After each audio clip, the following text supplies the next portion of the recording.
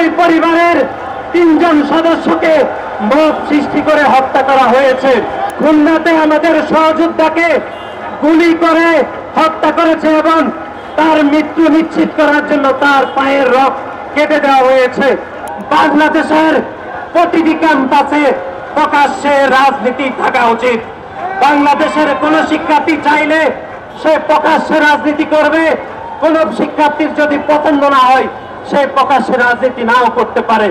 যতগুলো ঘটনা ঘটেছে তার কোনটির প্রতিবাদ আসলে হয়নি। তারা চকবাজারের ঘটনাকে রাজনৈতিক রং দিয়ে তারা সাধারণ শিক্ষার্থীদের কথিত ব্যানার ব্যবহার করে, তারা সাধারণ শিক্ষার্থীদের নাম করে তারা বাংলাদেশের সাধারণ শিক্ষার্থীদেরকে চরমভাবে বিভ্রান্ত করেছে।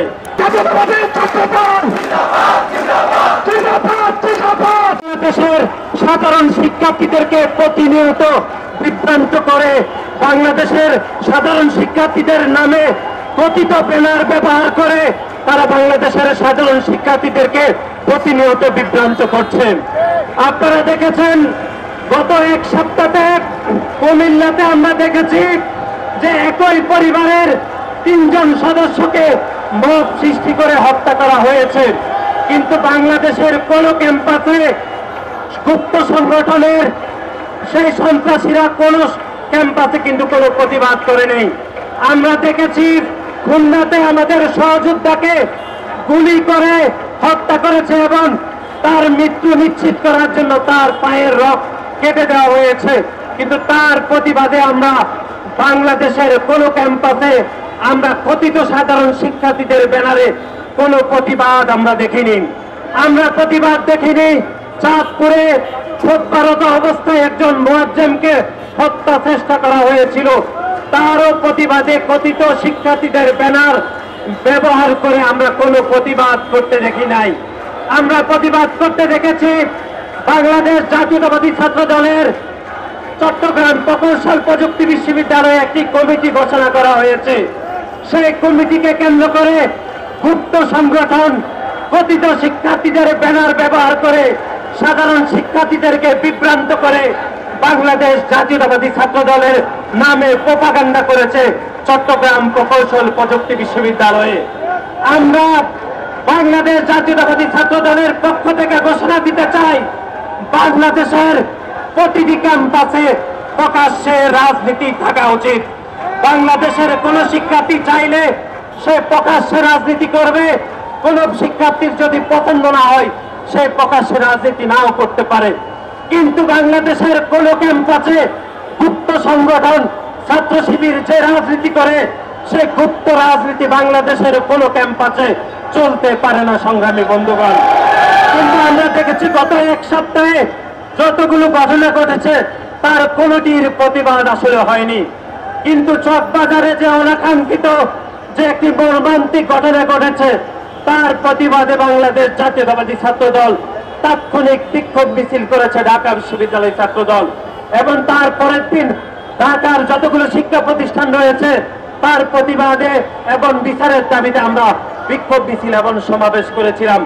কিন্তু অত্যন্ত দুঃখের বিষয়, বাংলাদেশের সেই গুপ্ত সংগঠন ছাত্র শিবিরের সন্ত্রাসীরা তারা চকবাজারের ঘটনাকে রাজনৈতিক রং দিয়ে তারা সাধারণ শিক্ষার্থীদের কথিত ব্যানার ব্যবহার করে তারা সাধারণ শিক্ষার্থীদের নাম করে তারা বাংলাদেশের সাধারণ শিক্ষার্থীদেরকে চরমভাবে বিভ্রান্ত করেছে। শুধু বিভ্রান্ত করে নাই, বরং বাংলাদেশ জাতীয়তাবাদী দলের ভারপ্রাপ্ত চেয়ারম্যান জনাব তারেক রহমানকে জড়িয়ে তারা মিথ্যা প্রোপাগান্ডা করেছে এবং তারা ভুয়া স্লোগান দিয়ে বাংলাদেশের সাধারণ শিক্ষার্থীদেরকে তারা বিভ্রান্ত করেছে। আজকের এই সমাবেশ থেকে আমরা বলতে চাই, জনাব তারেক রহমান দীর্ঘ 17 বছর ধরে বাংলাদেশের স্বাধীনতা সংগ্রাম এবং গণতান্ত্রিক আন্দোলনের জন্য তিনি অপরিসীম ভূমিকা পালন করছেন, এবং বাংলাদেশের রাজনীতিগত 1 বছরে যখন বাংলাদেশের রাজনীতি নিয়ে যখন বিভিন্ন কথাবার্তা চলমান রয়েছে তখন বাংলাদেশের মানুষকে ঐক্যবদ্ধ করতে তিনি গণপ্রজাতন্ত্রী বাংলাদেশ সরকারের প্রধান উপদেষ্টার সহিত একটি ঐতিহাসিক বৈঠক করেছেন। সেই ঐতিহাসিক বৈঠকের তাৎপর্যই হচ্ছে যে আগামীতে একটি জনগণের সরকার প্রতিষ্ঠা করতে বাংলাদেশের জনগণ জনাব তারেক রহমানকে অভিভাবক হিসাবে বাংলাদেশের জনগণ মেনে নিয়েছে। কিন্তু আমরা দেখেছি সেই গুপ্ত সংগঠন ছাত্রলীগের সন্ত্রাসীরা জনাব তারেক রহমানের এই অভিভাবক সুলভ যে ব্যক্তিত্ব সুলভ যে আচরণ তারা সহ্য করতে পারে। তারা ঈর্ষান্বিত হয়ে হিংসা বশবর্তী হয়ে জনাব তারেক রহমানের নামে বিভিন্ন স্লোগান দিয়েছে। সাধারণ শিক্ষার্থীদের কথিত ব্যানার ব্যবহার করে তারা সাধারণ শিক্ষার্থীদেরকে তারা বিভ্রান্ত করছে।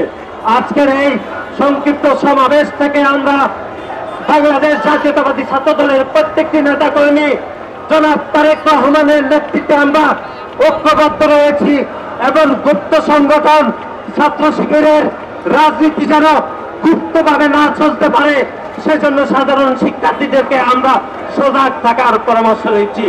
সংগ্রামী সমাবেশ